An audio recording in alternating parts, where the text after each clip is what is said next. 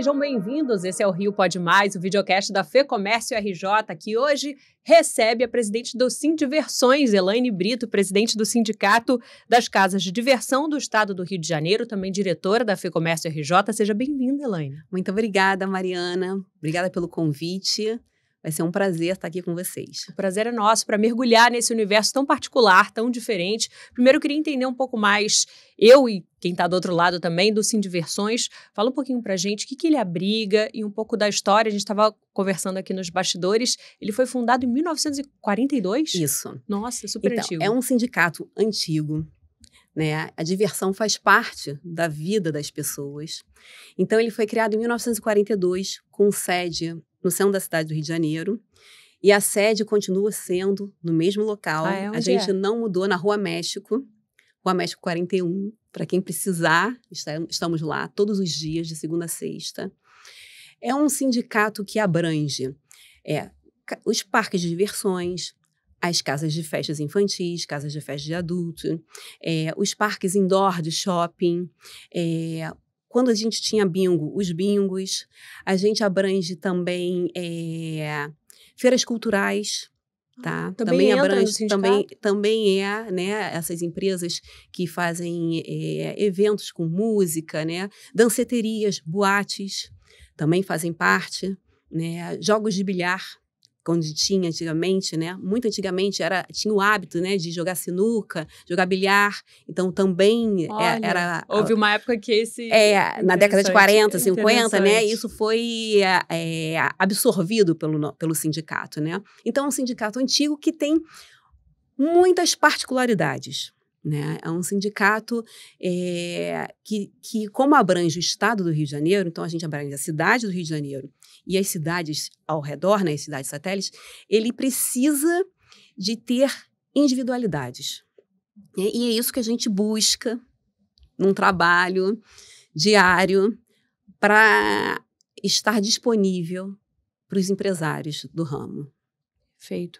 É interessante, falando, né, você falou do bilhar e tal, né, o conceito de diversão é pleno, mas ele vai, ao longo do tempo... modificando. De acordo, né, com... A sociedade vai dando as demandas, né? Interessante.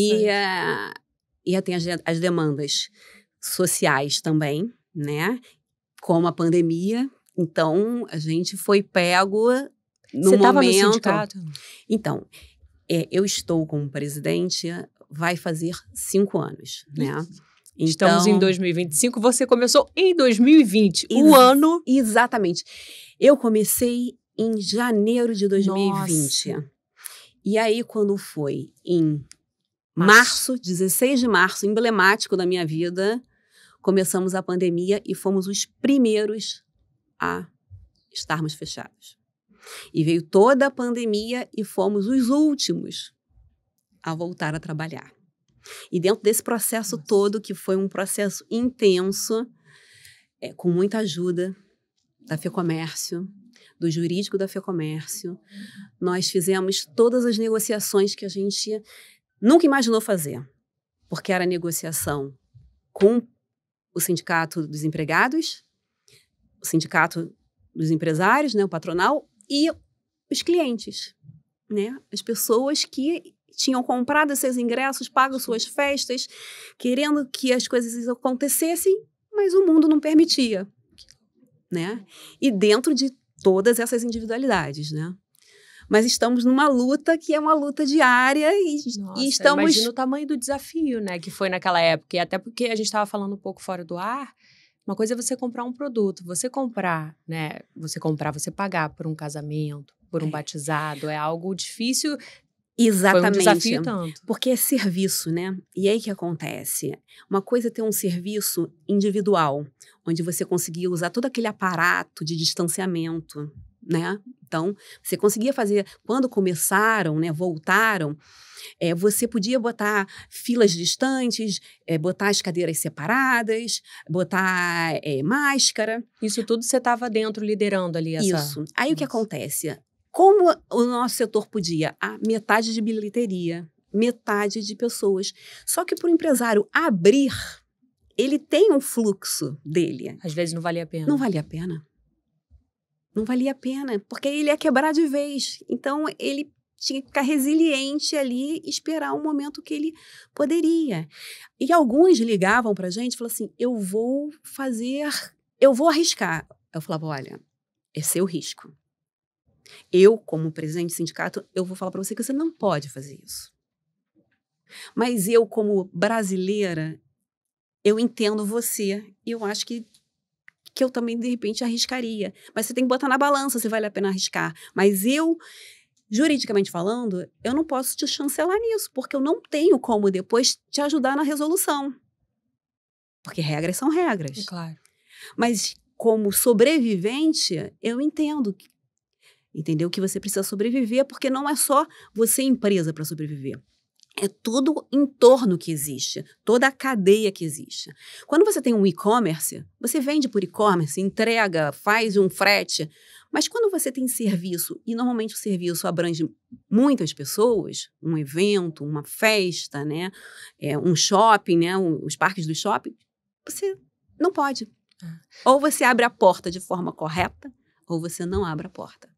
O que você acha que esse período tão difícil agora, passados 5 anos, e a gente pode olhar para trás, o que você acha que te ensinou vocês no sindicato? A gente faz a convenção coletiva, a gente faz todas as regras, a gente tenta amarrar de todas as formas, mas não dá para ser inflexível. Então, fazer a convenção coletiva, para mim, é a coisa mais difícil, tá? Porque quem já viveu a pandemia entende que não dá para ser rígido. Porque senão você gera um problema enorme de desemprego ou de fechamento de empresas. Mas então a convenção ela é um norte.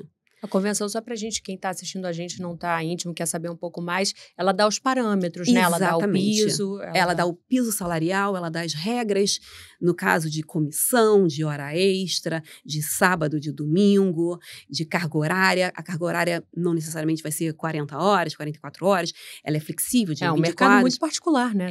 Você trabalha à noite. Exatamente. Aí você tem adicional noturno, e aí você tem várias peculiaridades. E dentro disso, apesar disso tudo, existem as flexibilizações das empresas que a gente, através do sindicato, a gente tenta entender o que cada empresa precisa e vai tendo orientações jurídicas do que ela pode flexibilizar e negociar com o funcionário, que o empresário vai estar respaldado, tranquilo para poder trabalhar e continuar produzindo. Legal. A convenção coletiva é um instrumento importantíssimo do sindicato, né?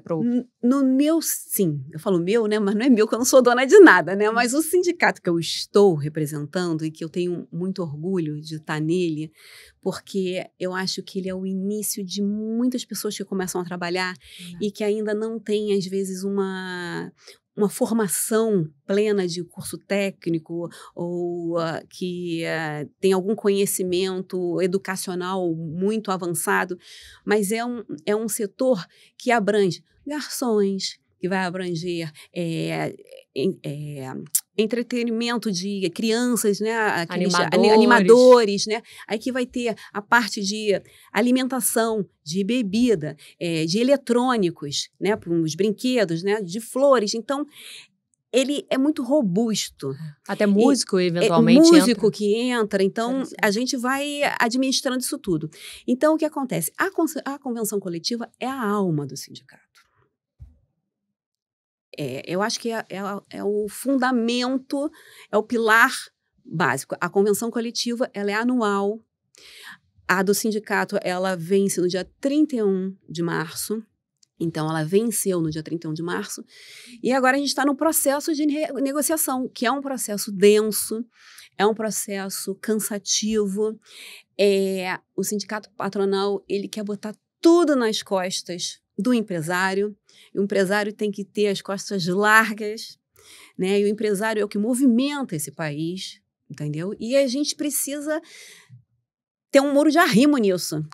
Então, eu acredito que é a parte mais importante, porque é nela que o empresário ele vai ter a tranquilidade de trabalhar.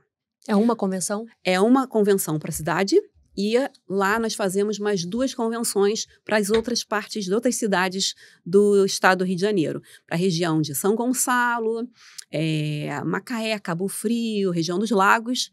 É uma convenção, é uma outra convenção que também vence em 31 de março. E a outra região, que é outra convenção, que é para Nova Iguaçu, Caxias, Nilópolis, Baixada. Então, a gente tem 3 frentes de trabalho que não são fáceis. Não são fáceis. O empresário que está ouvindo a gente, que é do setor e fala, poxa, eu quero ficar por dentro, eu quero entender o que está acontecendo, como é que eu posso fazer para acompanhar esse desenvolvimento da convenção coletiva anual? Então, a gente tem um canal super aberto para os empresários. A gente tem um telefone fixo, tem um telefone móvel, tem e-mail e o sindicato, estruturalmente, ele é pequeno.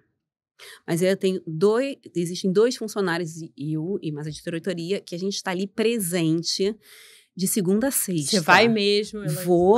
Vou, fico em cima, sou preocupada, não durmo, preocupada com as datas, com as coisas, né? Para dar a assistência que o empresário merece.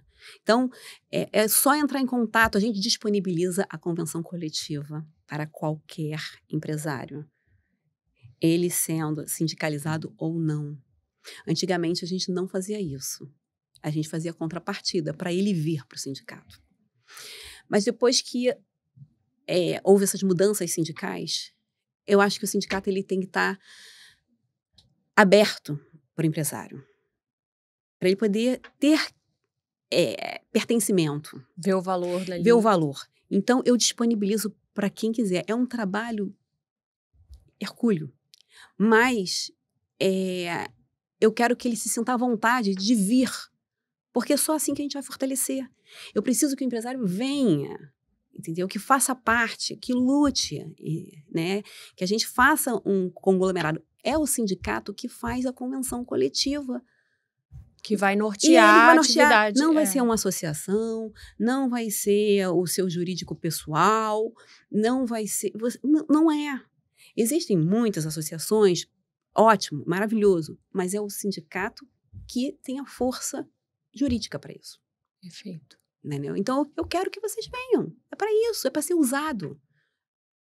É para ser discutido. É para ser... É para fazer o bem, o pró ao empresário. É isso. Nesse momento, vocês estão desenvolvendo, então, essa convenção coletiva, as convenções, né? São 3 convenções, então. Estamos na luta, mas faz parte, é importante, né? E uma coisa que eu falo, não existe empresa sem empregado. E não existe empregado sem empresa. E eu acho que as grandes empresas, as empresas de sucesso, são aquelas que o empregado acredita na empresa. Ele tem vontade de trabalhar na empresa. Ele gosta de trabalhar na empresa. Ele traz a empresa para si. Então, o empresário que tem essa visão, ele vai ter uma empresa forte, consolidada. Ele não vai ter problema. Porque o empregado, ele entende que existe uma hierarquia que é natural da vida. Tem na escola, né? Em qualquer instituição existe essa hierarquia. E é importante, porque sem ter ela, não existe um sucesso. Então, eu falo muito com os empresários que me perguntam tudo, que alguns têm medo, né? Não tem que ter medo. São pessoas com funções. E é importante ter um operador de máquina ali, e é importante ter um advogado, e é importante ter o empresário gerenciando isso tudo, né? E é assim que a gente cresce. Então, por quê? Acaba que o empregado, ele também é cliente. Verdade. Entendeu? Ele vai usufruir, ele vai fazer a festa, ele vai no parquinho, entendeu? Ele vai numa feira, ele vai num festival, ele vai numa danceteria, entendeu? E aí, se ele sabe que aquele lugar que ele trabalha é muito bom, ele vai levar todos os amigos. É verdade. Pode fazer a festa lá, que a festa vai ser maravilhosa, porque tudo de lá é maravilhoso. Ele é divulgador do próprio trabalho. né? E eu acredito nisso. Então, eu acho que, assim, um sindicato forte é um sindicato onde todos os empresários eles estão ali participando, dando informação, deixando o mais individual possível, que a gente começa a ter muitas... Quanto mais informação a gente tem das diversidades, mais sólido o sindicato fica. O sindicato não funciona sem empresário. Eu preciso que eles venham. Assim como a FEComércio não funciona sem os sindicatos. Isso é uma corrente. E quanto mais capilarizado for... Mais forte é. Mais forte é, igual raiz de árvore. Então, quanto mais raízes a gente tiver, mais sólida vai ser essa árvore. E eu acredito nessa árvore. Eu acho que isso é fundamental. Porque a gente só vai melhorar a nossa cidade, o nosso estado e o nosso país quando a gente tiver emprego para todos. E eu não falo que tem que ter empregos para todos os tipos de nível educacional, mega, super, pós-graduado. Não, é para todos, porque todos usufruem. Claro. E o setor de vocês, como é que ele está hoje com relação a emprego? Você falou do momento super difícil da pandemia, que foi difícil para todos, mas para vocês particularmente. Mas agora a sensação que a gente tem do lado de cá, como cliente, é que tá todo mundo querendo viver. Experiência, show, eu vou, viagem, eu vou, festival, eu tô lá. Às vezes a gente compra e nem vai, mas exatamente, compra, né? Mas a gente não quer deixar de viver. Isso está se refletindo no setor de vocês? Eu acho que tá sim. Eu acho que o Rio de Janeiro, como cidade, como estado, é a cidade, é o estado da diversão. Todo mundo quer vir para o Rio de Janeiro e isso é muito bom, sabe? As pessoas estão buscando, estão fazendo, mas a gente tem uma vertente do sindicato que a gente ainda tem a informalidade. E é essa questão que eu estou querendo melhorar. Eu preciso diminuir a informalidade.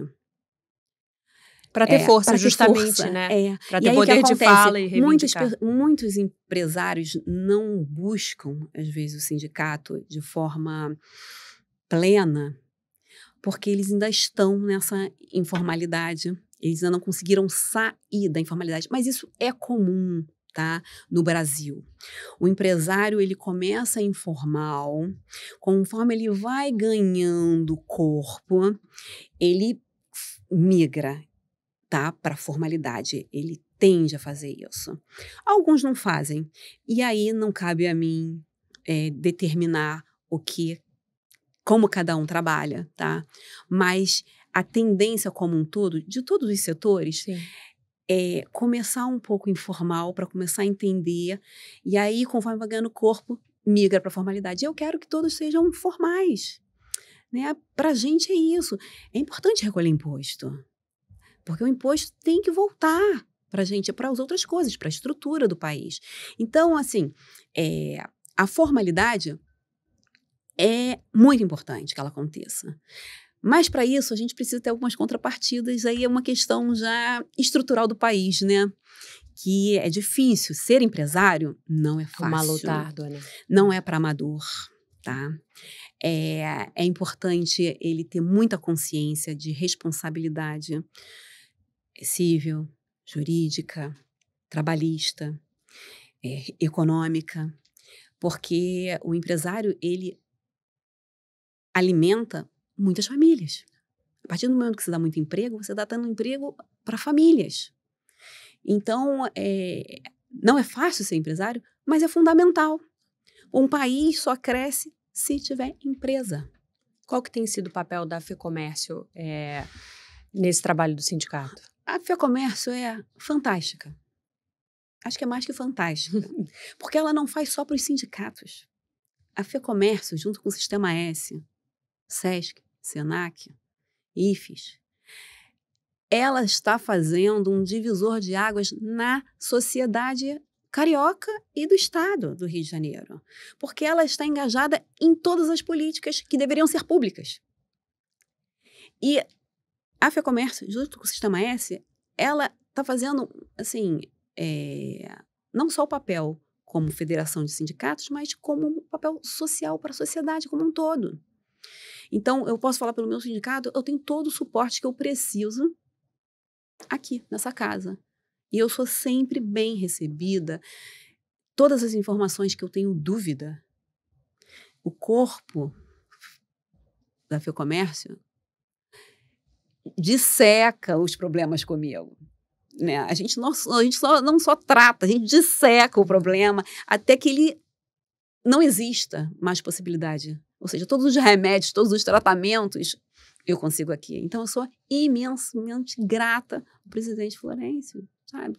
O presidente, ele é ímpar, ele fala, a casa está aberta.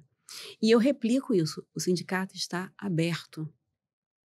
A gente está aqui com um propósito, é trabalhar. É trabalhar em prol da sociedade, né? E atrás de um CNPJ, existem muitas CPFs. Entendeu? Então, quando você trata um CNPJ, na verdade, você está tratando um monte de CPF ali atrás. E eu acho que um gestor, assim, Elaine, tá? Agora, não só como sindicato, ele tem que pensar na humanização. E agora, realmente, as empresas, elas precisam estar humanizadas. O pós-pandemia fez uma mudança de paradigmas que a responsabilidade mental e de saúde do seu funcionário, ela tem que ser vista, ela não pode ser ignorada. Entendeu? Então, é mais uma flexibilização que a gente tem que inserir dentro da convenção coletiva, entendeu? Que antigamente a gente não pensava nisso. Não pensava sobre isso. Agora tem que pensar. Tem que pensar. Interessante. A gente é responsável. Então, olha o papel do empresário, olha que responsabilidade do empresário de ter um olhar para aquele funcionário. Opa, esse aqui precisa disso. De fazer os ajustes. Então, a gente tem as diretrizes, mas a gente tem os ajustes. Né? E a FEComércio, ela é muito preocupada com isso. Então, ela te incentiva a desenvolver diariamente isso, te dá informações, ela bota você para assistir palestra, bota você para fazer curso, para você se manter atualizado. A dinâmica é muito grande. E quem for associado ao sindicato, por exemplo, tem esses benefícios também? Sim. Então, você pode usufruir do SESC com os seus hotéis, com os seus clubes, né? Do SENAC, fazendo cursos que são maravilhosos. Maravilhosos. Você tem uma formação, futuramente eu vou ter universidade, se Deus quiser. Ah, né? é? Talvez, aí, não sei, vou dar um spoiler. Tem algumas conversas por aí? A gente ouve algumas histórias, né? Mas eu tenho certeza que vai ter, porque aqui, essa instituição, que eu fico feliz de participar. Então, quando eu venho para a reunião de diretoria, a gente sai com a mente expandida, fala, meu Deus do céu, agora tem que fazer isso, aquilo. Porque exatamente a árvore. Ele bota a sementinha, aí começa aquela raiz, aí forma o caule, aí vem as folhas, aí vem as flores, e aí os braços vão crescendo. E vai acontecendo com forma sólida, estruturada. E é isso que as pessoas... No fundo, as pessoas, elas se sentem amparadas. Perfeito. Você falou da questão do SENAC, né, de quem sabe uma universidade. Eu queria falar um pouquinho da formação do seu setor, que é um setor muito, como a gente tem falado, né, muito particular, o setor de entretenimento. Com a sua experiência, a sua bagagem, o que você diria, assim, como é que o profissional, quem está ou começando, ou já está, como é que ele pode se capacitar para atuar nesse setor? Ou ele é tão vasto que é difícil você colocar uma capacitação? Por exemplo, a tecnologia, o peso que ela tem, embora seja um setor de experiência, eu imagino que as ferramentas para venda, enfim, como é que você tem visto essa questão da formação? Então, eu fui para a China. Ah, é? Com o Sebrae, para a gente ver, né, as novidades, né? Então, realmente, o mundo está muito dinâmico. Então, a gente pensa, um parque de diversão, que vai ter um cavalinho, mas já tem os parques completamente cibernéticos, né? Que você coloca aquela lente nos olhos e você está num ambiente amplo com um monte de gente, mas você está sozinho. Nossa, de realidade virtual. Aumentada. Tem os parques de experienciamento, que você tem que sentir o cheiro, você tem que tocar, você tem que passar a mão. Então, Você acha que isso vem para cá? Isso eu pega acho a que tendência? vem, eu acho que vem, fato, todo mundo quer ter acesso, todo mundo quer experienciar, todo mundo quer viver, independente do nível social e econômico. E eu acho que tem para todos, tá? Para todos. Eu digo que todos têm o direito de se divertir. Isso é um direito, tá? Todos têm. E podem ser divertimentos mais caros, mas podem ter divertimentos mais baratos.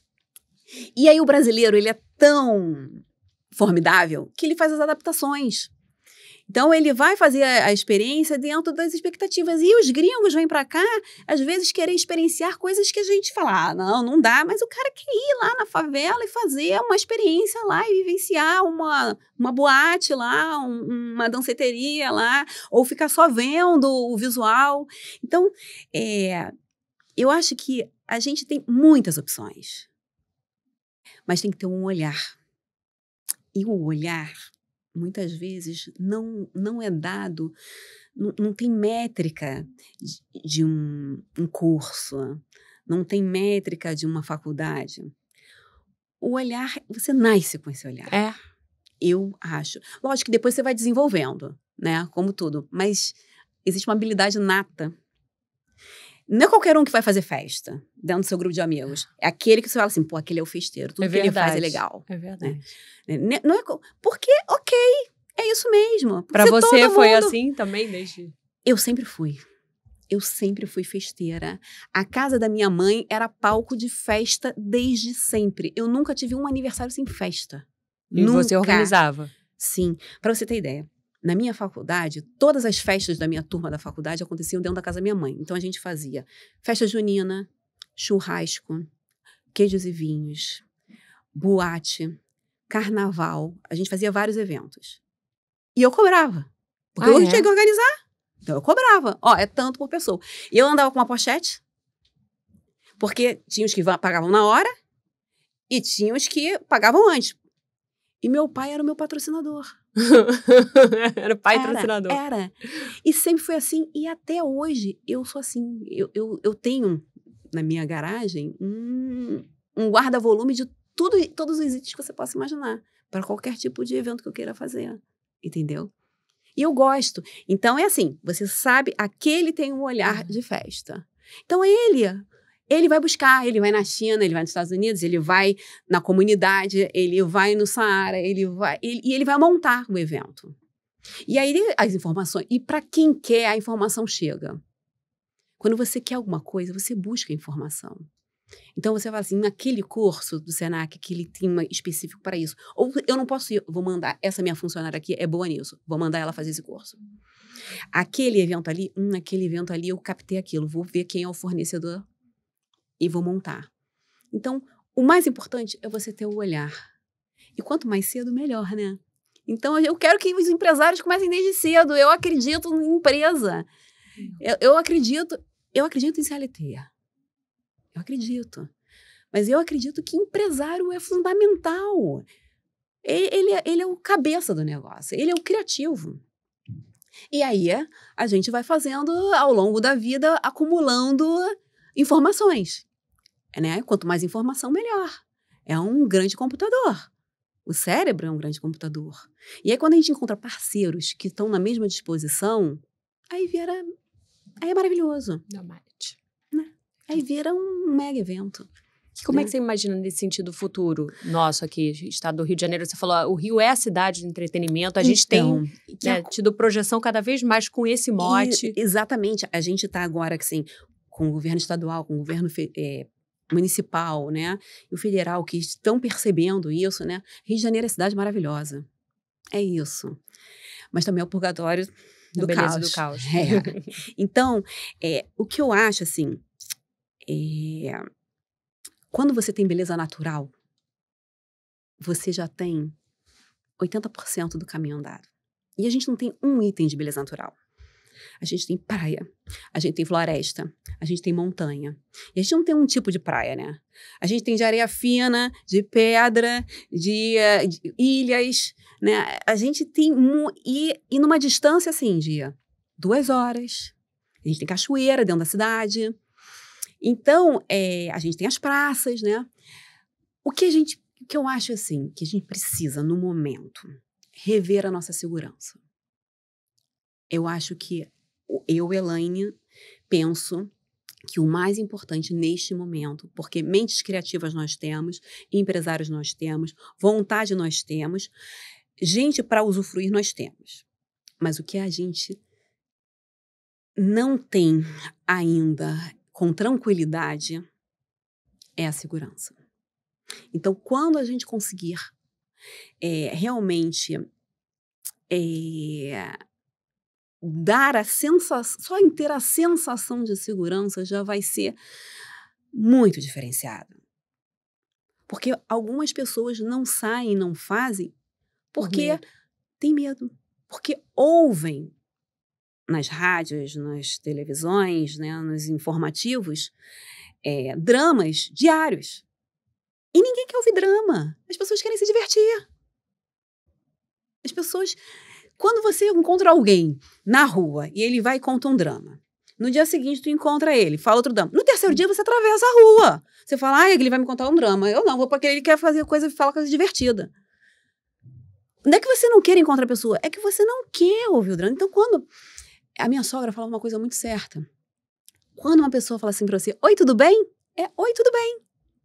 Não é para, de fato, responder. É isso. Oi, tudo bem? As pessoas querem se divertir, porque a vida já é dramática. Então, as pessoas querem sair, mas elas querem sair sabendo que podem voltar para casa. O filho vai sair e quer que o filho volte para casa. O filho vai para a danceteria, mas a gente... Lógico que nessa vida a gente não tem certeza de nada, mas tem lugares que você sabe que você pode sair que pouco provável vai acontecer alguma coisa. E é isso que a gente quer. Você estava falando da importância da formalidade, né, desse desafio.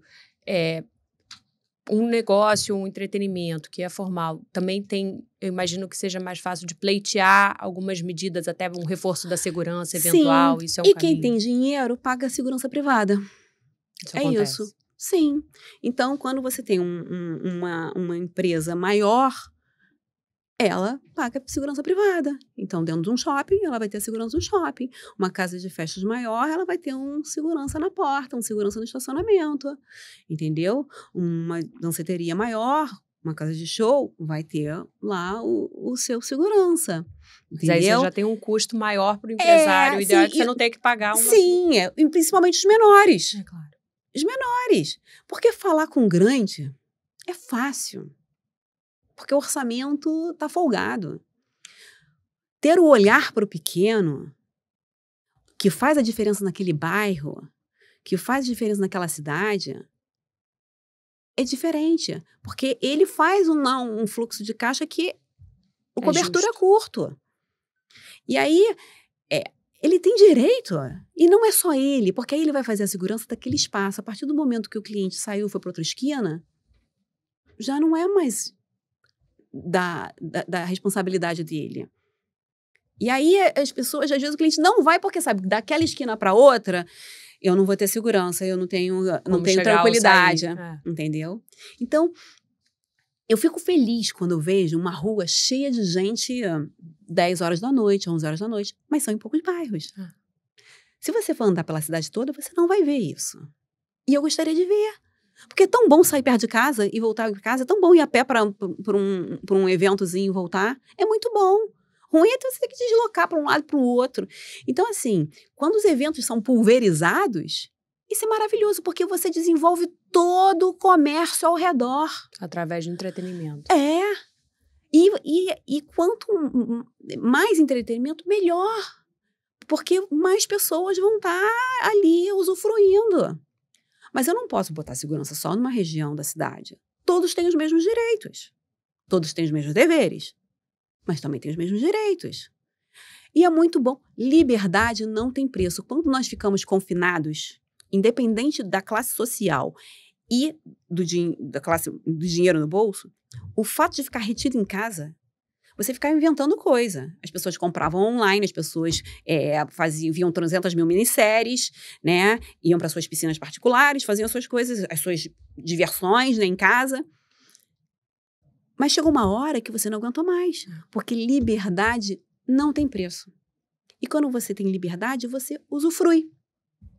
Você se permite, você é feliz. E quem é feliz, gasta. Não tem medo. Faz o dinheiro circular. É isso. É verdade.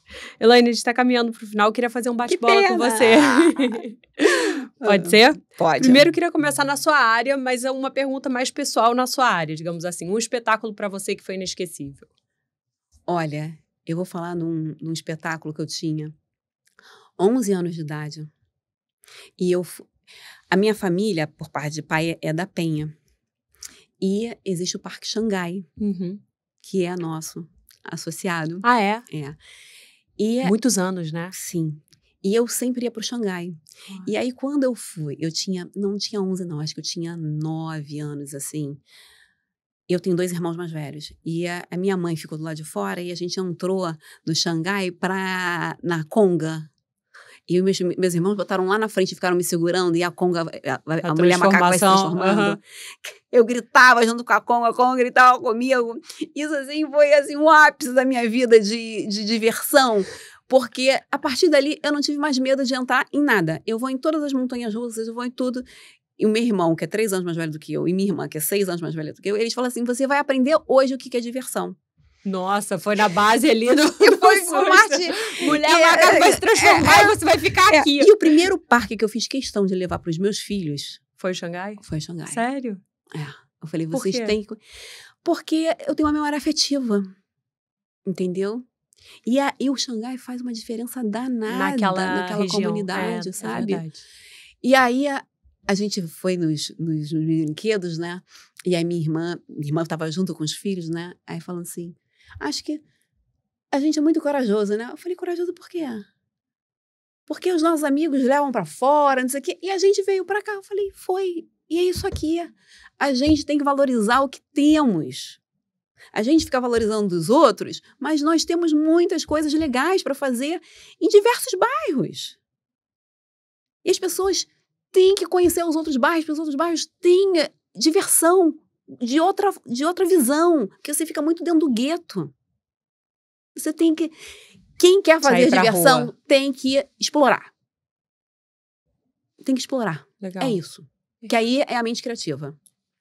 A próxima pergunta, acho que até já respondeu um pouco. É isso, um conselho para quem está começando nesse setor. É isso, explore, mergulhe. Explore, mergulhe. Tenha a sua intuição. A intuição, ela nunca falha. Às vezes você procrastina, tá? Mas o conceito fica, né? Então, quando você acredita e aí vem a intuição, você vai fazer que tudo dê certo. Até a parte negativa da coisa, você vai transformar. E aí eu fiz um curso com o CEO da Disney, através daqui. Quando ele veio para o Rio Innovation Week, que é um evento maravilhoso, né? Eu recebi de um amigo o convite, vai fazer um curso privado deles, que foi no Sesc Copacabana. Ele deu um pocket curso lá. E ele falou uma coisa que é impressionante. A Disney não cria por criar as coisas. Quando ela encontra a dificuldade, é ali que ela faz o diferencial. Porque quando você quer se divertir, você não quer ter um desprazer. Então, quando você chega, estaciona o carro num lugar e entra lá no parque, e você sai e fala, meu Deus, eu não sei onde eu botei o carro, cansada, exausta, ele chega aqui com o carrinho e fala, você chegou a que horas? 8 horas? 8 horas o seu carro está estacionado na fila tal. Que vai na ordem. Vai na ordem. Quando você... Então, essa é a dica. Quando você montar um negócio, monta pensando que vai ser maravilhoso. E pensa nos pequenos detalhes que possam vir dar errado e você tem que dar a solução. Porque o cliente gosta de... Ele não quer resolver o problema dele, ele quer que você resolva o problema dele. Ele não quer ter problema. Então, você tem que ter a solução para aquele problema. Entendeu? Então, aí que você ganha o cliente. Todo mundo gosta de ser bem tratado. Todo mundo gosta de lugar limpo. Todo mundo gosta de lugar cheiroso. Todo mundo gosta de estar bem vestido. Todo mundo gosta disso. Mas, às vezes, o salto quebra. E aí, como é que você fica? Opa, calma aí, eu vou ter uma sandalinha, vou botar pra você uma sandalinha, não vou deixar você descalça. Às vezes, você tá com uma criança pequena e tá muito barulho, e você bota um entretenimento. Às vezes, você tem um pet que você... Então, assim, pet friendly, individualizar o cliente, né, na alimentação, você ter um cardápio diferenciado, no horário, nas músicas. Então, sempre pensar nas possibilidades que possam ter erro e que você tenha um plano B. Se você tiver plano B para as coisas, a sua empresa vai estar garantida. Porque nas adversidades da vida é que quem está sólido fica.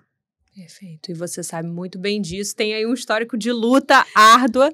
E não pode ter medo. A gente pode ter respeito. Mas medo a gente não pode ter.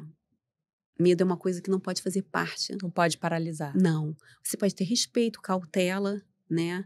E assim, eu falo que é importante, às vezes, falar, olha, eu não tenho a resposta agora, mas eu vou procurar e eu vou te dar um prazo para isso. Né? Assim, o cliente está sempre certo? Às vezes não, mas a gente fala que sim, né? Mas às vezes o certo é falar para ele, olha, eu entendo a sua questão, eu preciso só de ver como eu consigo solucionar dentro da minha estrutura. É importante ter um feedback, né? É importante dar um retorno para a pessoa. Porque é isso que eu falei. Atrás de um CNPJ tem vários CPFs. Perfeito. Elaine Brito, que tem uma missão árdua e que faz muita paixão, vai lá. Eu acredito, né? Quando você acredita, a possibilidade vai ficando ampla, né? E são muitos desafios. E obrigada pelo desafio aqui. Foi muito bom participar. Foi muito bom receber você, conhecer, mergulhar um pouco mais nesse setor, nos desafios, saímos admirando muito mais ainda o seu trabalho e reforçando ainda o convite para as pessoas irem para o sindicato. Elaine está lá, né, todo dia, né, Elaine? Rua México, qual é o número? 41. 41. Sala 504. Tá aí, então. Podem vir. O que vocês precisarem, a gente está disponível para vocês, empresários, tá? E o mais engraçado, você não vai acreditar, a gente recebe ligação diariamente dos empregados, querendo informação.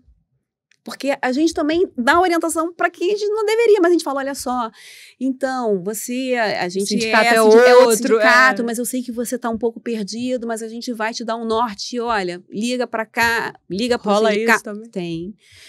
Porque as pessoas precisam de ter informação. Quanto mais bem informado, menos dúvida você tem do que é certo e do que é errado. Perfeito. Elaine, muito obrigada, Obrigada. Viu? Obrigada. Obrigada, gente, pela companhia. Aproveita, já se inscreve no canal da Fercomércio RJ, curte esse e outros episódios também. A gente está mergulhando pelo Rio de Janeiro e por diferentes setores que movem o nosso estado. Obrigado pela companhia e até a próxima. Tchau!